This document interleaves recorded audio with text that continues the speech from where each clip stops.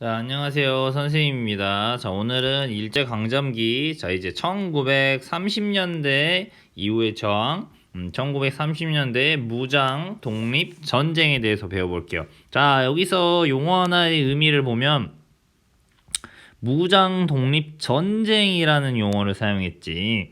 그동안 사용하던 무장 독립 투쟁이 아니라 이제 전쟁이라는 용어를 사용한단 말이야. 왜 여기서 무장 독립 투쟁이 아니라 무장 독립 전쟁이란 용어를 쓸까? 생각해 보세요. 전쟁은 누구랑 누가 하는 거야? 국가하고 국가가 하는 게 전쟁이야. 그러니까 우리는 누구랑 전쟁을 하는 것이었지? 바로 일본에 맞서서 이 독립군들이 우리의 국가를 갖기 위해서 전투를 벌였다라는 의미로 이제 전쟁이라고 하는 거지. 그러니까 전쟁이 아니라고 한다면 뭐 일본 안에서 일어난 뭐 반역 세력을 뭐 토벌하는 뭐 그런 게 될 수 있는 거잖아. 그렇기 때문에 우리가 이제 여기다가 전쟁, 무장 독립 전쟁이다. 즉 독립군들도 하나의 국가로서 우리 대한민국으로서 조선인으로서 일본에 맞서 싸웠다. 이런 의미를 강조하기 위해서 바로 이 무장 독립 전쟁이다. 이런 이야기를 하는 것입니다. 자, 1930년대에 들어서 이제 일본이 조선을 넘어서 더 큰 욕심들을 부리게 돼요. 왜 그러냐면 바로 1920년대에 일본에게는 큰 위기가 있었는데 그게 바로 1920년대에 있었던, 정확하게 연도가 기억이 안 나네요. 20년대 말에 있었던 세계 경제 대공황입니다. 그래서 잘 나가고 있던 이 자본주의 시스템이 흔들리게 되면서 굉장히 세계 여러 나라들의 경제가 어려워졌단 말이야. 이 어려움의 여파는 당연히 일본에게도 큰 영향을 끼칠 수밖에 없었지. 그러니까 이제 점점 경제도 어려워지고 먹고 살기도 힘들어지고, 그러다 보니 일본 내에서 불만이나 이런 게 굉장히 많아졌겠죠. 그러니까 바로 이 세계 경제 대공황을 해결하는 방법으로 뭐 식민지가 많은 나라들은 그런 식민지로부터 막대한 이득을 얻어오거나 하면서 버텨나갈 수 있었어. 하지만 일본은 우리나라만 식민지를 가지고 있었잖아. 그래서 이들은 뭐라고 생각하는 거야? 우리가 이 대공황을 일본이 극복하려면 식민지를 더 넓혀야 된다 라고 하면서 일본은 결국 1930년대부터는 본격적으로 전쟁에 미친 나라, 즉 군국주의 국가로 더 미친 듯이 하게 됩니다. 군국주의는 결국 뭘 계속하는 거야? 결국 끊임없는 전쟁을 통해서 식민지를 만들겠다. 이런 형태로 발전하거든요. 그래서 1930년대에는 이런 일본의 상황하고 연결해 보면 여러분이 더 쉽게 이해할 수 있어요. 자, 그러면 일본은 이제 1930년에 바로 지도를 한번 볼까요? 이렇게 중국이 있고 이렇게 우리나라가 이렇게 있다면 여기가 일본이죠. 그렇죠? 자, 일본이 이제 여기 조선까지 일본으로 만들어 버렸잖아.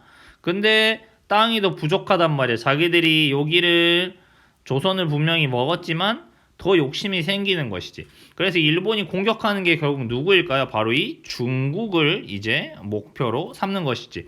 근데 한 방에 중국을 먹으려고 하면 다른 나라들이 방해를 자꾸 할 거 아니야. 주변에 있는 러시아나. 그 다음에 옛날에 우리 삼국 간섭이라 해가지고 뭐 러시아, 프랑스, 영국이 일본이 중국을 쳐들어간 거를 막 간섭한 이런 경험도 있었잖아. 그래서 일본이 맨 처음에 쳐들어간 곳은 어디냐면 바로 이 만주 지역이었어요. 이 만주 지역을 쳐들어가가지고, 근데 지네가 지네 땅이라고 하면 이상하니까 이 만주 일대를 자신들이 점령한 다음에 여기다가 이상한 나라를 하나 세워. 그 나라가 무슨 나라야? 만주국이라고 한 나라를 세워. 새로운 나라를 하나 지네들이 쳐들어가서 만드는 거야. 그럼 생각해 보세요. 만주국은 하나의 나라일까? 아니면 뭐 일본의 프랜차이즈 같은 거야? 일본의 프랜차이즈 같은 거지. 맞아? 그럼 왜 만주국이란 걸 만들어? 다른 나라들이 일본이 만주국은 일본 거야 라고 하면 또 와갖고 돌려줘. 방해할까봐 만주국이라고 하는 말도 안 되는 괴뢰 정부를 세우는 거지. 바로 이런 사건을 뭐라고 부르냐면 바로 만주사변이라고 부르는 거야. 일본이 이 만주사변이라는 걸 일으켜. 이게 바로 언제냐면 1931년입니다. 그래서 결국 생각해보세요. 그러면 만주를 일본이 이제 점령해 버렸단 말이야. 근데 만주에서는 원래 우리나라 사람들이 뭐 하고 있었어? 독립운동을 많이 하고 있었어. 봉오동 전투, 뭐 청산리 대첩 다 만주였잖아. 맞아? 근데 만주는 원래는 중국 땅이었으니까 이제 중국도 일본이 만주 땅을 빼앗은 걸 보니까 이제 누구랑 같이 힘을 합치겠어요? 그렇지. 우리나라와 중국이 이제 주로 연합 작전을 벌이게 되는 것이에요. 무슨 말인지 알겠죠? 당연히 이렇게 이루어질 수밖에 없겠죠. 우리나라도 솔직히 말하면 나라를 빼앗긴 상태에서 만주, 다른 나라에 와서 독립운동을 하고 있었던 거잖아. 맞아?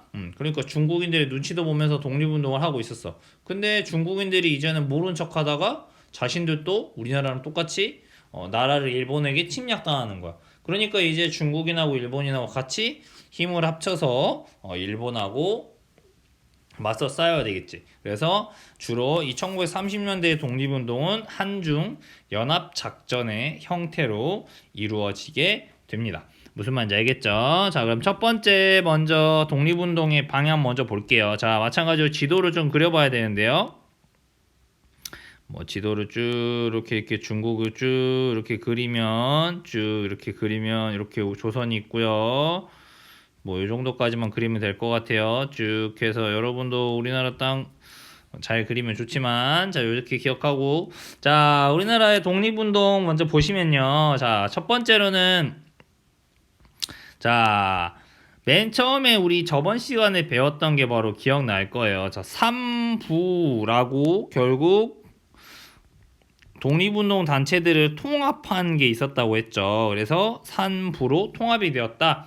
그래서 이 탐부 통합을 또 다시 두 개로 해서 바로 북쪽에 있는 혁신의회라는 단체로 통합되고 남쪽은 국민부라고 하는 조직으로 통합이 되었다라는 거 배웠을 거예요. 자, 그럼 이 혁신의회가 주로 장악하고 있던 곳이 바로 이 북쪽이 되겠습니다. 이 혁신의회가 주로 있었던 곳이 바로 이 북쪽입니다. 그래서 이 지역을 바로 북만주라고 하는 거예요. 북만주. 자, 그래서 혁신의회. 이 혁신의회가 해체된 후 한국 독립당이라고 하는 걸 바로 만들게 됩니다. 자, 뭘 만든다고요? 한국 독립당. 한국 독립당이라는 걸 만들고 이 독립당이 당연히 한국 독립군까지 만드는 것이에요. 그래서 이 부대를 만드는 것이다. 그래서 알아두세요. 한국 독립당이다. 그럼 이 한국 독립당의 지도자는 바로 누구였냐면 군사 지휘관은 바로 지청천이라고 하는 인물입니다. 지청천은 우리나라가 유학을 보내가지고 일본 육군사관학교까지 공부를 시킬 정도로 엘리트 군인이었던 거지. 그래서 일본은 가서 그런 현대식 군사훈련을 배워와라. 그래서 일제에게 나라를 빼앗긴 후에 일본 육군사관학교 나왔으니까 일본인 군인으로 복무하다가 나중에 우리나라를 위해서 만주에서 본인이 일본 군인에서 탈출해가지고 한국 독립군을 이끄는 이런 전설적인 인물이 됩니다.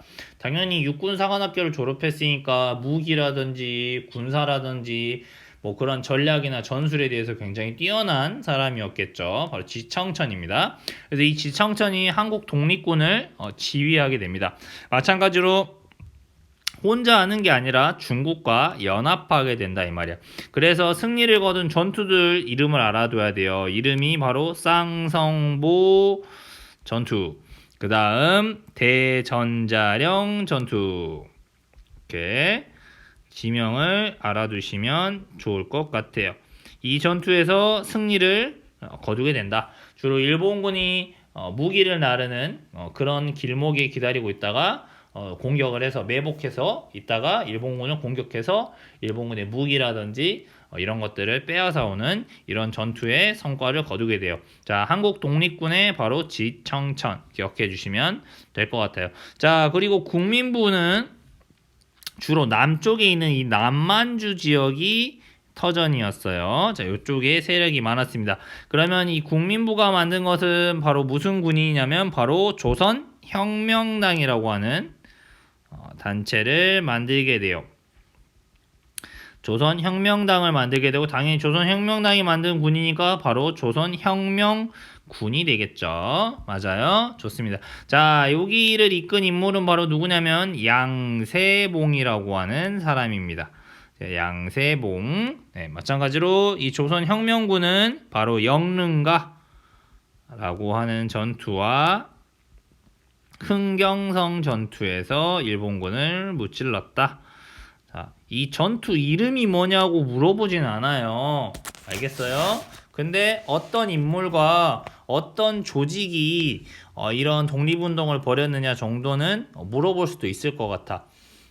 왜냐면 이런 독립운동사는 복잡하잖아. 그래서 학생들이 이런 거 왜 외워? 짜증나. 이렇게 생각하는 학생도 많으니까 오히려 이런 걸 더 잘 물어보면 틀리는 친구들도 많을 거 아니야. 맞아요. 이런 식으로 양세봉이라는 인물 역시 조선혁명군이 편성되었을 때 처음엔 중대장이었는데 일본군이 기습해서 간부들이 체포되니까 조선혁명군을 다시 군을 수습하면서 총대장이 되었대요. 그래서 나중 이런 영릉가나 홍경선 전투도 성공적으로 수행하면서 나중에는 이 군관학교, 군인을 양성하는 학교를 만들어서 교장이 돼서 우리 독립군을 양성하는데 힘쓴 인물이라고 합니다. 알겠죠? 한 번씩 알아두실 필요가 있을 것 같아요. 자, 그 다음에 이제 중국 안에서도 마찬가지로 수많은 독립운동들을 벌이게 되겠죠. 맞습니까? 자, 먼저 생각해 볼게. 바로 우리 대한민국 임시정부의 군대부터 먼저 한번 알아볼까요? 자, 대한민국 임시정부의 군대 하면 뭡니까? 바로 대한민국 임시정부는 수장은 바로 김구 선생님이고, 그치? 바로 대한민국 임시정부. 선생님이 임시정부의 군대 꼭 기억했으면 좋겠다고 했는데 기억나요? 임시정부의 군대는 뭐였어? 한국 바로 광복군 이렇게. 자, 의병이 아니라 이제 정식 군대라는 거야. 그러니까 정식 군대니까 당연히 아까 뭐라고 했어? 전쟁이 되는 거라고 했잖아. 맞아? 됐죠. 바로 한국 광복군을 만든다. 바로 언제? 1940년에 한국 광복군을 만들어요. 한국 광복군의 바로 총사령관이 누구였냐면 아까 봤던 우리 누구야? 바로 지청 자, 여기 있었던 요 지청천, 한국 독립군의 지청천이 나중에 여기 한국 광복군의 총사령관까지 된다. 알겠나요? 한국 독립군 지청천, 한국 광복군 지청천. 한국이 붙으면 지청천이라고 기억하면 외울 수 있으려나? 이런 외우는 방법을 선생님 많이 좋아하진 않지만 하나의 팁은 될 수 있겠네요. 자, 알겠죠? 이렇게 됩니다. 그 다음 또 중국 내에서 바로 열심히 또 독립운동을 하던 사람 중에 한 명이 바로 우리 김구 선생님 하면 같이 떠올려 볼 만한 인물이 누구였어요? 바로 김원봉이잖아요. 그쵸? 김원봉입니다. 김원봉 하면 무슨 단체? 의열단. 됐죠? 자, 김원봉 선생님하고 여러 사람들이 조소왕 선생님, 지청천 선생님도 원래 이 김원봉 선생님과 함께 했대요. 그래서 만든 당이 무슨 당이냐면 바로 조선혁명당이라는 걸 만들었대요. 조선혁명당. 김원봉 선생님은 이 혁명이라는 말을 되게 좋아하는 것 같죠? 맞아요? 왜? 우리 기억나요? 자, 이전에 배운 거 생각해 보면은 그치 독립운동 할 때 김원봉 선생님 조선혁명선언 의열단이 했던 게 바로 조선혁명선언이었잖아. 그러니까 조선혁명이라는 말이 나오면 김원봉 선생님 떠올리면 되겠네. 그치? 이런 식으로 외우는 것도 괜찮네. 저 위에 또 조선혁명당 있네. 여기 민족혁명당이네요. Sorry, 실수. 자꾸 보다 보니까 나도 헷갈려요. 자, 민족혁명당이라는 걸 만든다. 그래서 여기 지청천 선생님이랑 여러 독립운동가들을 모았다는 거지. 그래서 결성을 했는데, 근데 중간에 이제 서로 이 지청천 선생님은 다른 데 가 있잖아. 민족주의 계열들이 결국 이탈하면서 세력이 약화되었다고 합니다.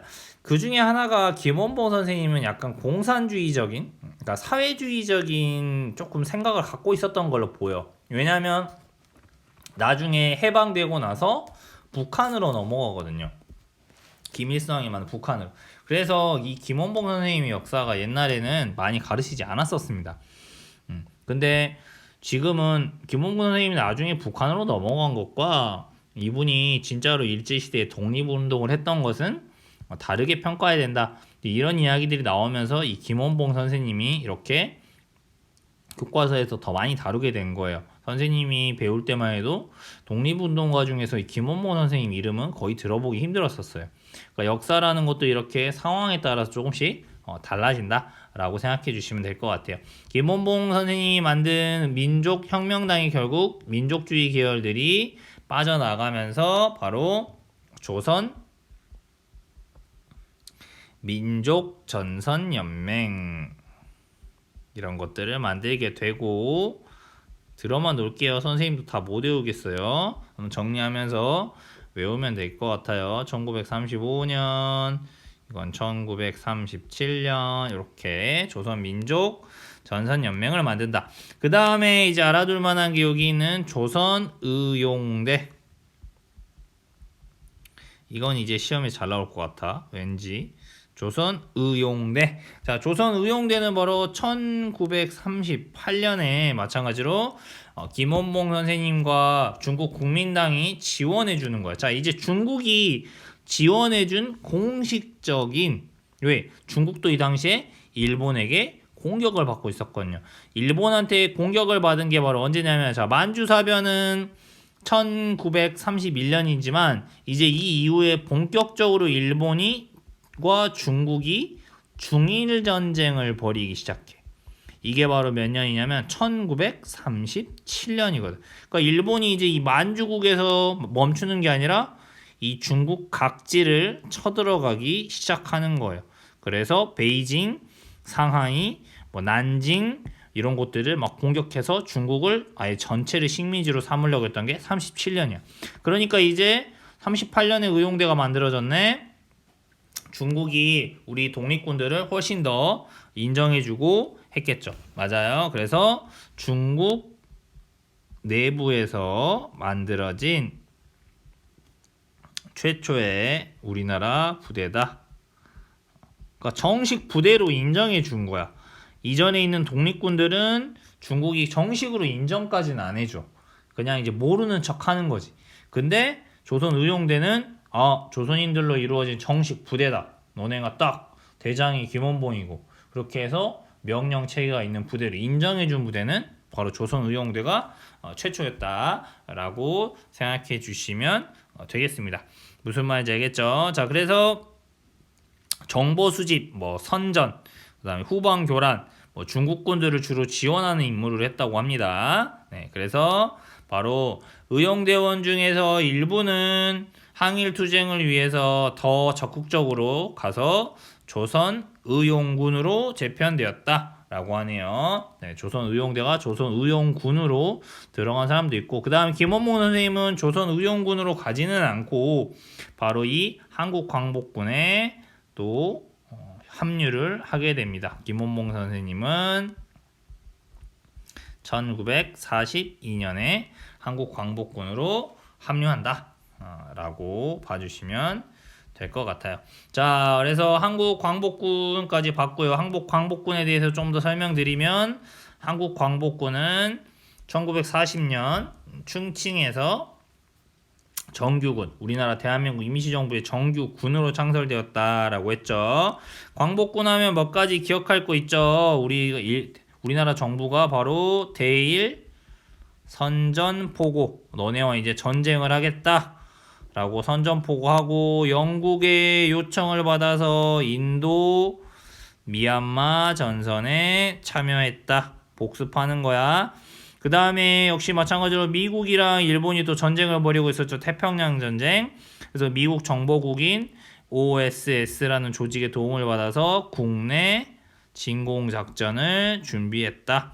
하지만 일본이 갑작스럽게 항복하면서 아쉽게도 이 작전이 실행되지는 못했다. 그래서 김구 선생님의 백범일지를 보면 1945년에 8월 15일에 광복됐다 해서 김구 선생님이 막 기뻐하기만 하는 게 아니라, 왜 지금인가?